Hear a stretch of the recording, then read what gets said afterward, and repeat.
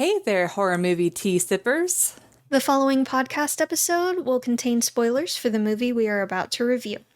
If you have not seen the movie and do not wish to have anything ruined prematurely, please do not continue to watch or listen until you have seen the movie. And welcome to the Horror Movie Tea Podcast.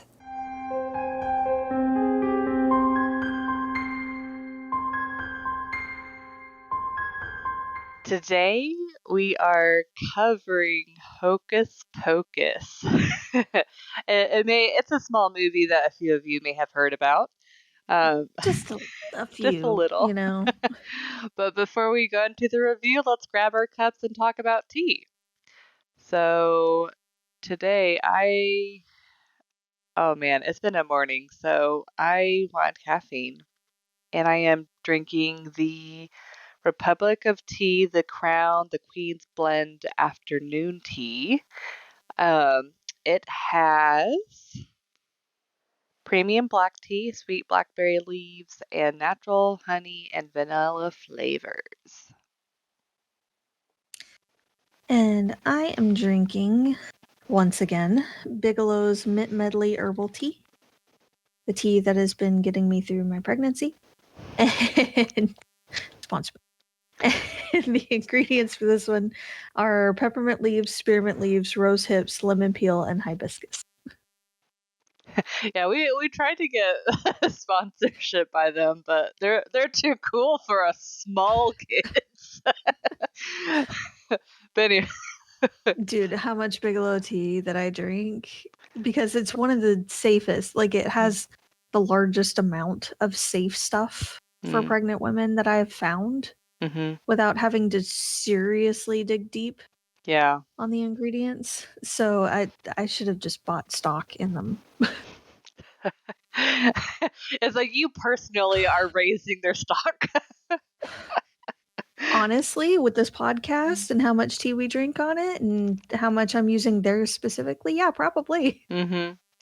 But anyways, thank you so much to the Republic of Tea for allowing us to continue to do what we love.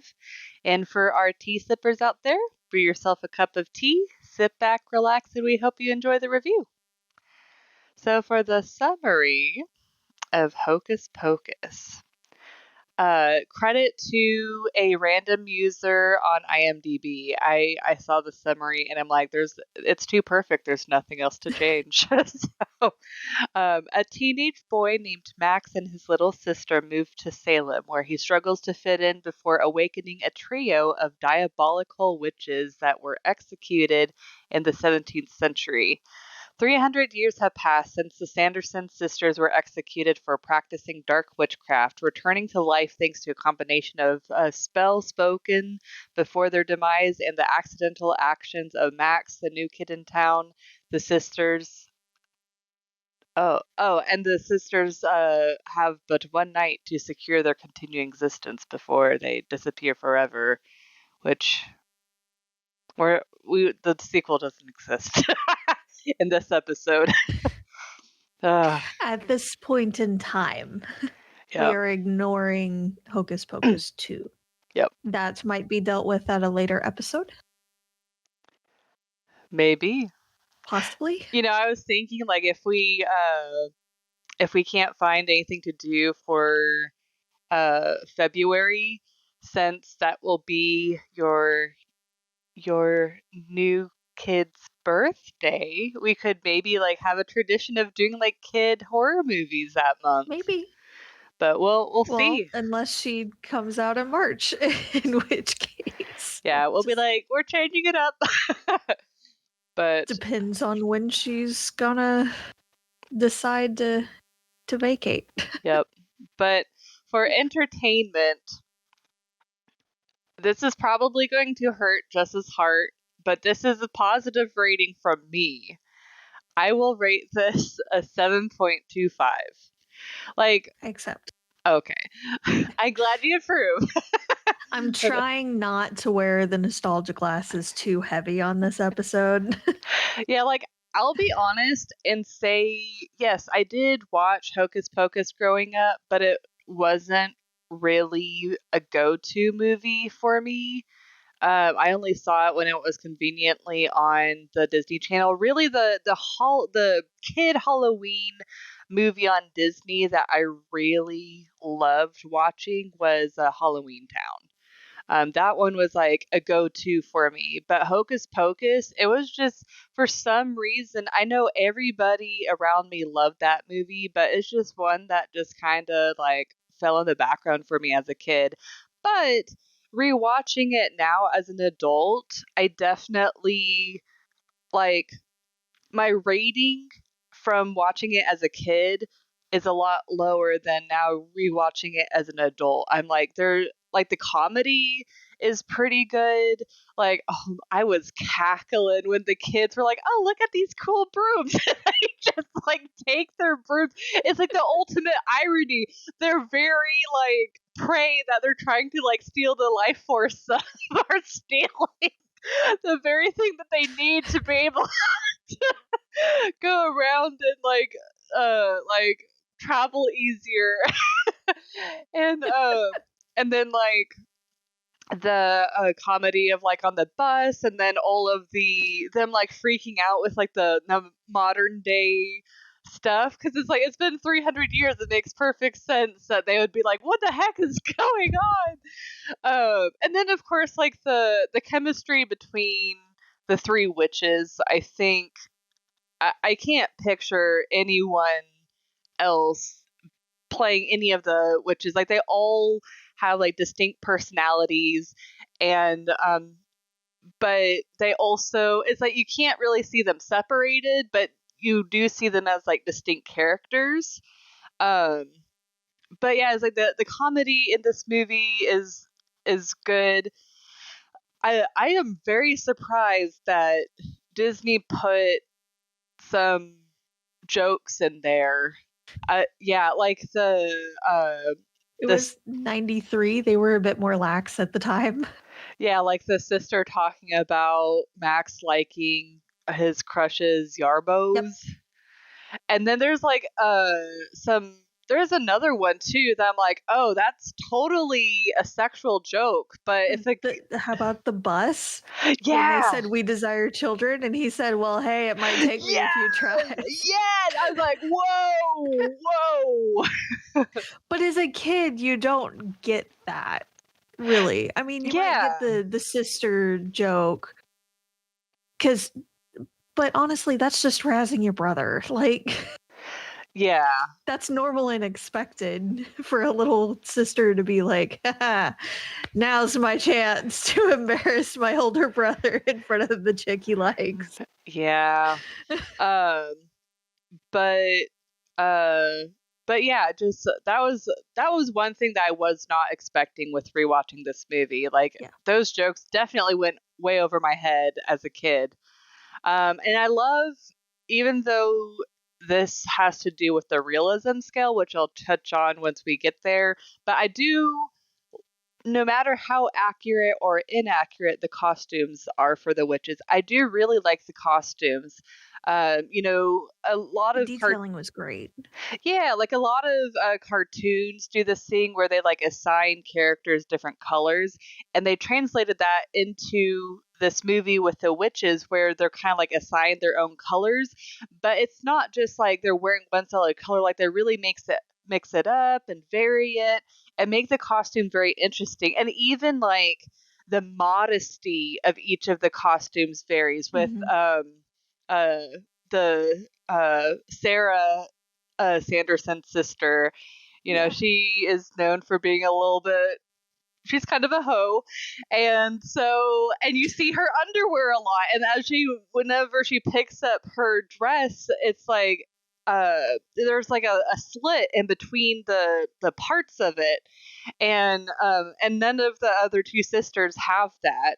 And so so not only is the costumes like beautiful and well detailed, but they also very much help describe the characters that are wearing it without you really knowing yet what the characters are like, which I thought was really cool. But yeah, anyways, just in general, just a lot I can appreciate with this movie. Really the only thing that doesn't make it a higher rating for me It's pretty cringy. Even though the situations with like the teenager Max with his crush and his sister are realistic on like a very basic level, it just some of the cringe I just it was a little painful for me, but that's all I got. So again, I tried not to have the nostalgia glasses ride too hard on this one. But this was a movie that we watched every year if we could around Halloween. So it holds a special place. But that being said, there are other movies that if we didn't have time to watch this one because we were watching those others, it was okay. It was, a little disappointing, but not a huge deal. So I give this one a 7.75. Hey, okay. I I wanted to give it higher, but I knew it would just be the nostalgia factor. So, but it's a fun movie. It's even the adult jokes go way over kids' heads most of the time. They don't think anything of it because it is a fun movie. The sisters are funny. They're not, I mean, if you really think about it, what they're doing is seriously sinister and bad. Like the kids should rightfully be terrified. Hmm. But the way they act and the way they come across, they're not as scary as what they should be. Yeah. Which is great for a kids movie. Like if they redid it a little bit and had them act a little less silly and dress a bit closer to what the actual time period had. Because again, the costumes are gorgeous and beautifully detailed, and just a lot of thought was put into it, and it was great, but it wasn't quite accurate. Yeah. If they had it a bit closer to the actual time period's clothing and had them act a bit closer to that and have it just a slight bit darker, I feel like it would be an actual legit horror movie.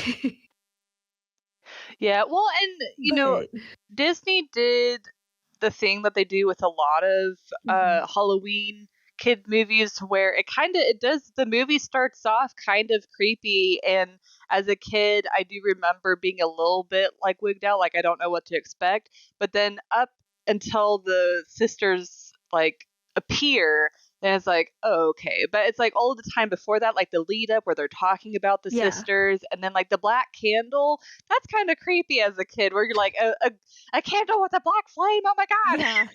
I always thought it was super cool. my god. But It is.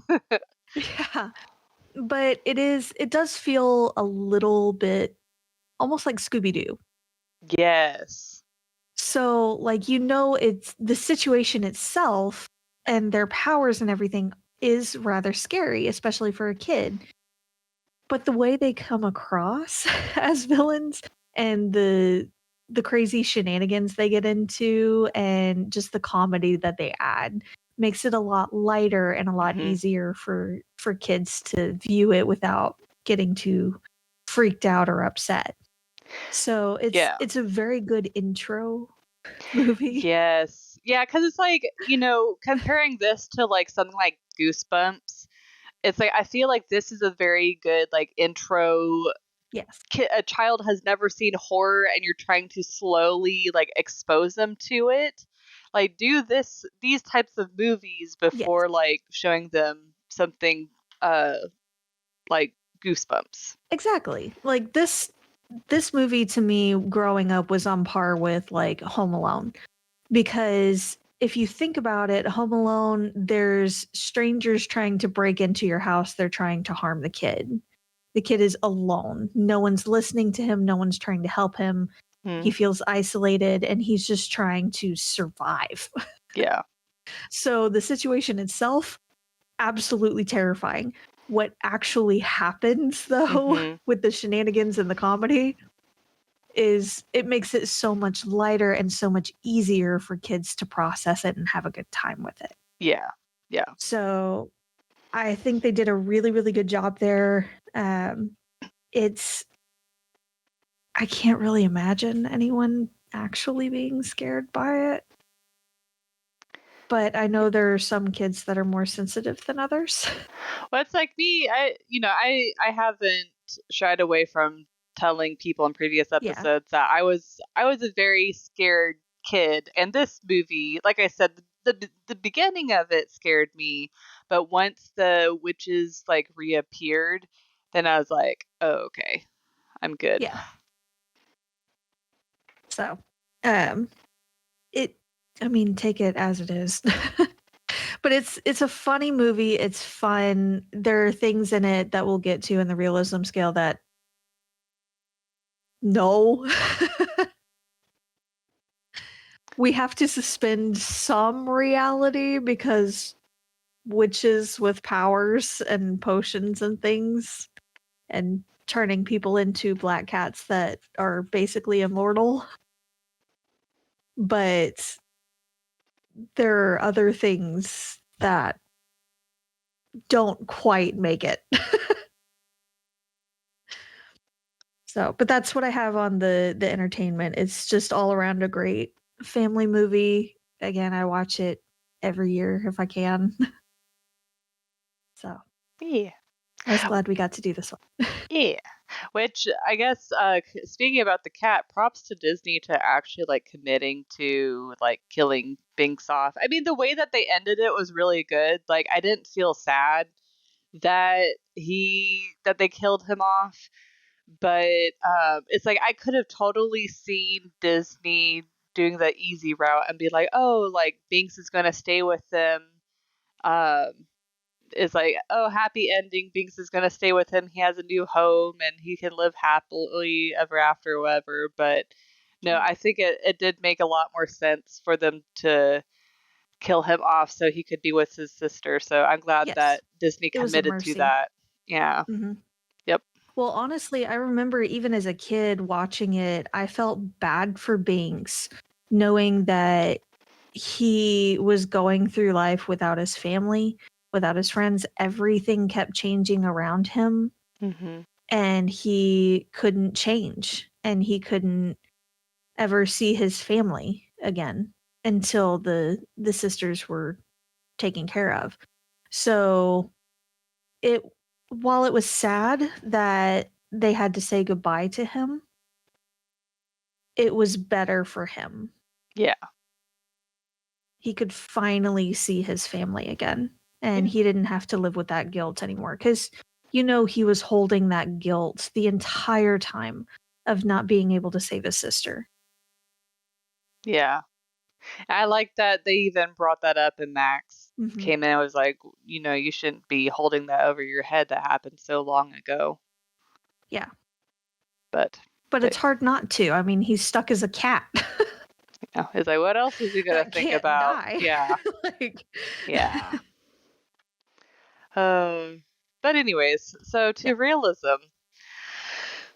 So as silly of a movie that this is, it is putting uh putting aside the witches and stuff like that. For the most part, it's not like that terribly unrealistic because like the witches' reactions to the modern world, the dynamics between the brother and the sister, like those things I find realistic. So Yeah. I would personally give this a 2.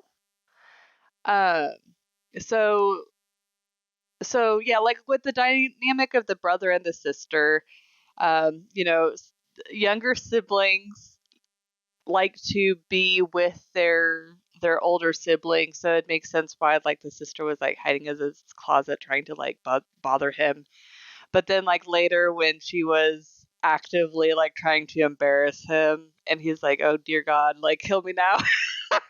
uh, 100% accurate right there. yeah. And then like even though the bullies are definitely almost like the Stephen King bully where it's like way over the top, and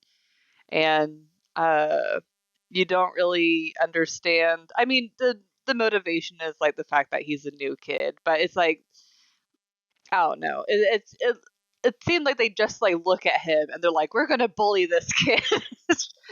Honestly, that's kind of how it happens a lot of times anyway. Yeah, it depends. He It's was an like, easy target. yeah, but the point was, yeah, he's an easy target, and but yeah, so in general, like the bullies are, while exaggerated and more like uh funny than anything, it is kind of like realistic for him to get bullied and being the new kid in town, and my camera will not focus. You are, hold on. Every time. It's killing me. Okay. I swear I might actually switch out this camera one day. But anyways, because I'm sick of it. But anyways. It's fuzzy again. We'll worry about this later. Video watchers, you can look at Jess. Um, uh, but yeah, the dynamics between the characters, um, and then of course with the witches like freaking out with like old and modern day stuff. But I will say, oh thank God, getting to the less realistic parts. Um, so first of all, it really bugged me that I know the guy was flirting with them, but the bus driver wasn't going to ask for money at all for driving them around. I kind of took it as because he was flirting with them and he didn't like really care that much. But I'm like, he didn't ask for a fare, which is a little strange. Um, and also the fact that uh the witches made it very obvious that they follow Satan. In real life, witches or Wiccans or people that follow Wicca, they don't follow Satan. I will say, since in this particular scenario, since these witches go based off of like the Salem witch trials, and at that time they accused witches of worshiping Satan, I will say that it does make sense in this movie, but in a real life scenario, like witches don't follow Satan. And then also the clothing that they wore. So I double checked the clothing.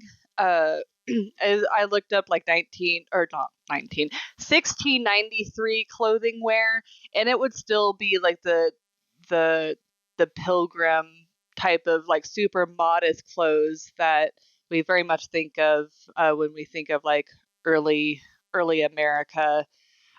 So yeah, they're like, even if they did some tweaks, I feel like they could have made the clothing more period accurate. Like even if they had like an undershirt that was under the corset where like the white shirt like covered their neck or whatever, that would actually make it a little bit more accurate. But the only thing that I can think of that would potentially, in a realistic sense, make it more realistic with their clothing choice is, since they are witches and they're going against the societal norms, maybe they were like, we don't need to be modest, we want to stand out, like, just throw away all previous societal norms to then, live their lives out as witches. So it's like that I could see, because people do that nowadays. Mm-hmm.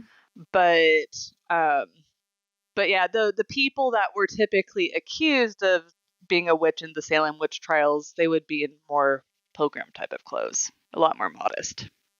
But that's all I got. So I'm actually going to give it a 3. See, I was debating between a 2 and a 3, but I feel like 2 is a little too low, which is surprising because normally I'm the harsh one. But The things that bugged me were more technical kind of things. Mm-hmm.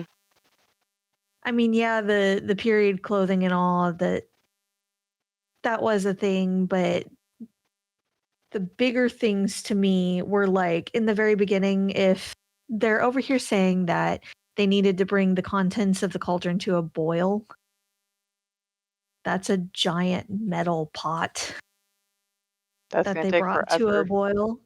Well, I mean, they already had it going, so that makes sense. But what bugs the crap out of me is they're able to touch it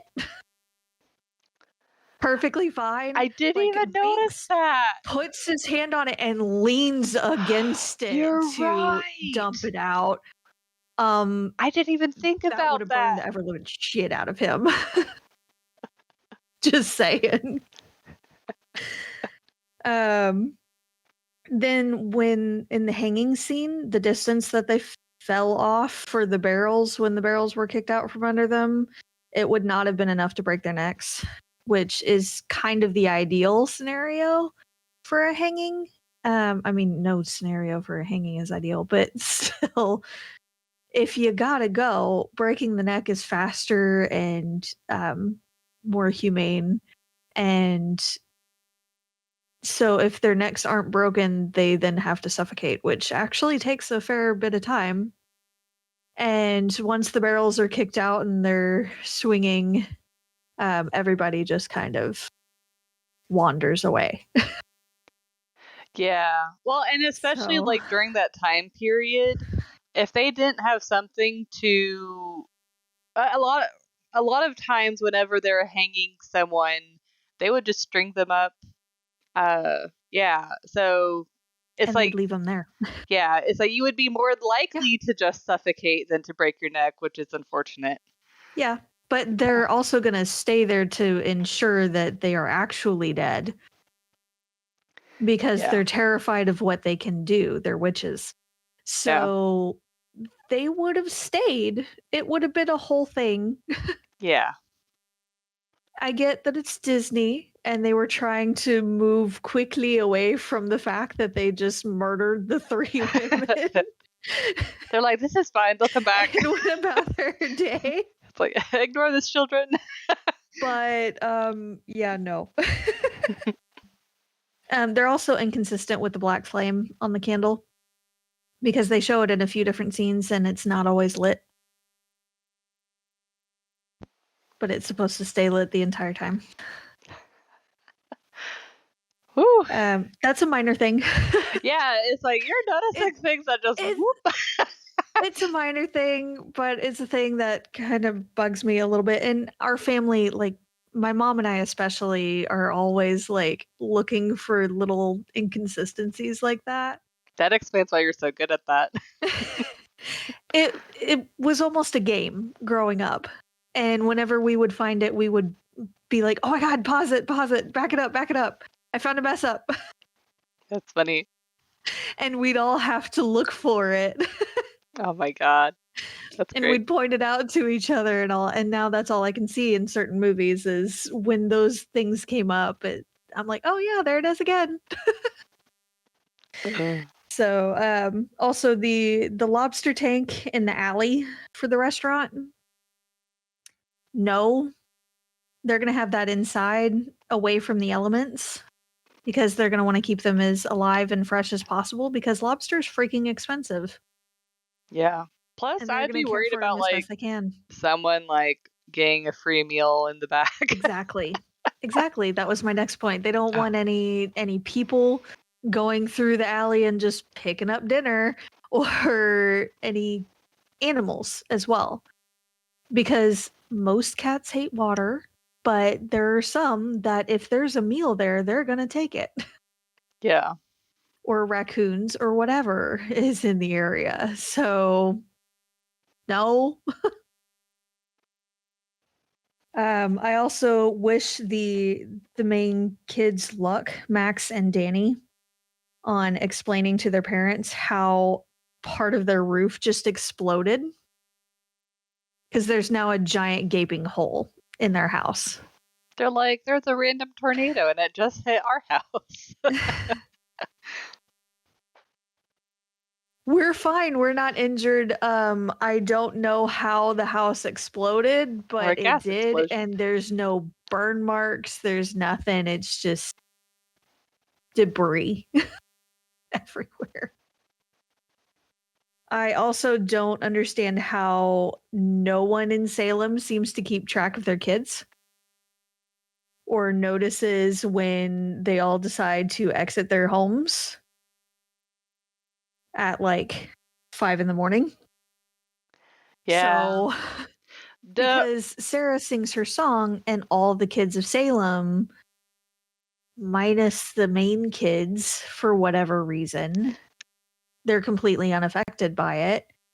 Um, they are in a trance-like state and they go outside of their homes, and there's no parents running out into the street trying to wake up their kid, trying to bring them back inside, calling PD, nothing. It very much seemed like Disney did what they do with a lot of these movies where they make the parents seem extra dumb and out Oblivious? of touch. But I think Yes. it's because, like, through a kid's perspective, it can feel like that if they're not being listened to or. It can, but for that many kids, Yeah. Yeah. it just seemed really, really out of place. Um, Also, the 300-year-old tombstones in the graveyard being super legible and detailed. No, wonderfully done. And I love the detailing, and you could see that there was a lot of care put into the set for sure, but not accurate at all. Mhm. um, and I also am just curious how. At first, I was curious how it took 300 years for this incident to occur and for the sisters to be actually dead. But going back and really listening hardcore to the spell in the beginning, it did require a full moon on Halloween, which takes I looked it up because I'm like this about 18 to 19 years in between each full moon on a Halloween night. So it's not like, every 2 or 3 years or anything. It's every like 18 to 19 years. So Binks he wouldn't have had to have guarded the place every Halloween. It would have only have been like 16 or 17 roughly Halloweens that he was on duty. But I'm still surprised that it took that long for some idiot to be like, this isn't real light. Because, I mean, let's be honest. There at some point had to have been groups of teenagers, or at least like 3 or 4 that were egging on their buddy and being like, go light it, I dare you. Yeah. Yeah. So I'm calling BS on that a little bit. But that's mostly what I had there. Okay. The whole zombie thing was also just a little crazy. Yeah. Well, and then it's really weird. I guess this is more back for the entertainment, but it's really weird how, like, he is following what they're saying, but then, like, once Yeah. he got to the kids, he's like, "Oh, I'm gonna turn on you." But I will say it was really funny when he was able to talk again, and he's just shouting insults. Yes. Which Uh, I know we said we'd ignore Hocus Pocus 2, but I'm glad they brought that back in the second movie and made it more of a thing. Um, but yeah, like when his head gets kicked off and Danny picks it up and tries to hand it back to his body to put it back on, he says, "Here you go, Billy." Like she's talking to the body like the body has ears also that can hear her. And he reaches out, his body reaches out directly where she is and the head is to be able to reattach the head. Well, unless if the head can see still, Yeah, like if the head is still functional. Maybe, but I mean, But the the body coordination also of that, though. shouldn't be able to move without the head. Yeah. So, Yeah, which is why I'm surprised that you gave it a 3, because I'm like, I'm just seeing more and more reasons why I gave it a 2. and I get it, but at the same time, like they do so well with everything else and how everything else works in that world that they created that it's realistic enough to give it a 3 in my perspective. Gotcha. Okay. So, yeah. And again, a lot of these things that I threw out there were fairly nitpicky. So, but yeah, overall, it's not very accurate. It's a Disney movie, guys. Like, it's not going to be very accurate. But it's a fun movie. Yeah, it is a fun movie. And there's a lot of different things that they touch on, like moving to a new town, not knowing anyone, feeling isolated that way, trying to figure out where you fit in, the dynamic between siblings, the almost absent parents. Yeah. Yeah, trying to navigate the brush. like I feel like this is a great starter horror movie for kids, but like as an Yeah, adult, I feel like it's a movie that, yeah, it's cheesy and can be a little cringe at times, but there's a lot of things that even as an adult you can identify with feeling as a kid, and it makes the comedy of it more enjoyable too, I think. absolutely. Absolutely. So that's what I got for this movie. But, well, thank you so much for joining us today, and please comment on what you thought of the movie. If you'd like to recommend a movie, game, or tea and keep up to date with our content, you can find us on YouTube, Twitter, Instagram, Facebook, Discord, TikTok, and most places you listen to podcasts. Someday I will figure out how to make All that the list more socials. concise, but All the not today. socials ever. Yep. Today is not that day. And if you'd like to support the podcast, please subscribe, like, and share our content. We also have a Teespring and a PayPal donate button if you would like to support us monetarily. And our Republic of Tea affiliate link will be down below as well. It does not affect the price of the tea, just helps us to continue to do what we love. And you can find all of the sites mentioned linked below. Until the next time, guys, stay safe and stay spoopy. Bye. Bye.